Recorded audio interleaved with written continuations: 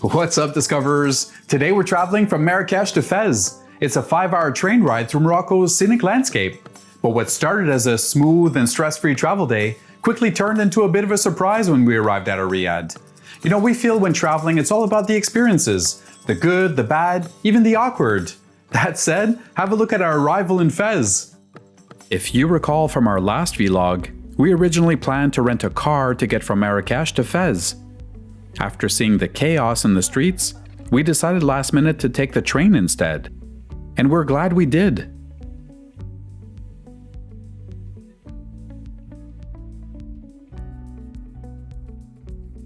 It was more affordable, more relaxing, and we didn't have to worry about navigating the roads or traffic. Although part of me missed the freedom of stopping for photos, especially with the beautiful landscapes outside. But first class was comfortable. And we arrived in Fez around 5:30. The other notable point is how punctual the train was. I noticed this when I made pickup arrangements with the Riad owner and saw the clock at the train station synchronized with my time sent by SMS. Our Riad host, Mr. Noor, offered to arrange a ride for us from the Fez station. Upon meeting him, we spoke briefly, and once at the Riad, he asked us to leave our bags at the entrance and sit so we could explain a few things. I had emailed him with questions about the Sahara excursions, but instead of sending a detailed response, he wrote, "We'll talk when you arrive." As a precaution, I made an online reservation in case tours got fully booked. And as we all sat, Mr. Noor told us about his secret recipe tour, only available through him, led by local Berbers, and better than agencies. We asked him what made the high-end version different from the basic tour, and he said, "More luxe. We show you more. Don't trust pictures you see online." I wanted to believe him, but his answers were so vague. Then he dropped it like it's hot. 700 euros for a private tour for 2 people. That's over $1,000 Canadian. At the time, we had seen private tours online for way less. He also offered a city tour of Fez, but speaking in a way that we had already signed up for it. It all came across as pushy, or maybe it was just the fact that we had spent the entire day traveling. We asked if we could get to our room, clean up, and reflect before giving him an answer. He showed us to our room and told us he had a special upgrade, that we'd spend one night on the main floor room and move upstairs the next day to the bigger one. Sounded generous, right? The only problem, we had already booked the upstairs room, which was now vacated by a family of 4. I recalled having booked a room on Hotels.com with pink walls, balcony, and more space. Side note, I find this is one of Hotel.com's strengths, to show images of the actual room you're booking.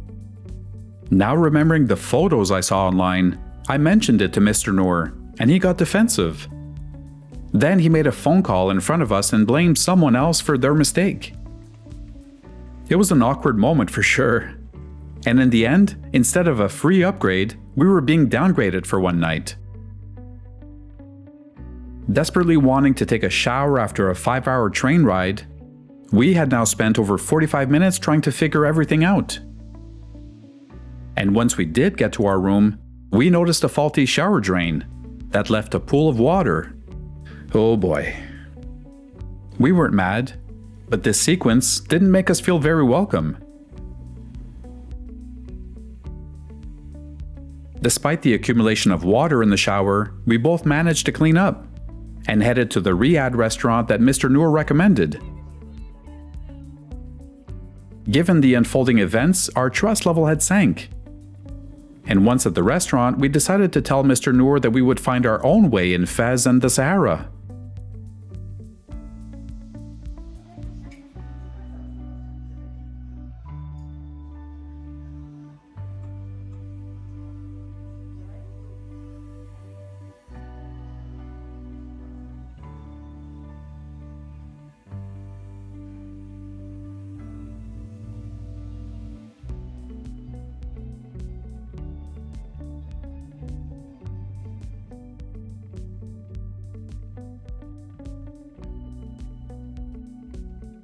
The next day, we had breakfast on the rooftop of the Riad. The food was delicious.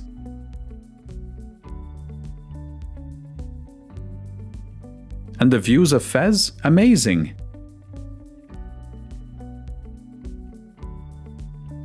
Mr. Noor and the cleaning staff suggested that if we didn't want to wait around for the room switch, they would move our bags from one room to another. With more time in hand, we accepted and left to enjoy Fez.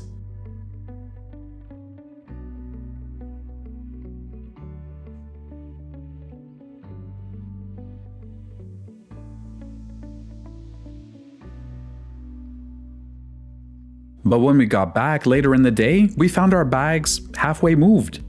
Some were in the new room, the rest was left in the open lobby area. We don't know if we were the only guests checked in, but anyone with a Riad key could access that space in our bags. It felt careless, especially with our valuables sitting there. What did you think about our arrival in Fez? Surely it wasn't the welcome we expected. But we understand it's part of the adventure. If there's a lesson here, it's to trust your instincts. Ask questions, stay calm, and remember, you choose your experiences, not the other way around. Despite the awkwardness, we don't regret our experience. Consequently, we hope to inspire you to persist when times get tough. Travel isn't about perfection. It's about learning, adapting, and going with the flow. Even the awkward moments are part of the adventure. Ultimately, our advice to you is not to let a bumpy experience stop you from having a meaningful trip. And hey, if something like that ever happens to you, don't let it bum you out. Sometimes a rocky start just means something better is coming along. For instance, Fez did surprise us, but we'll save that for the next vlog.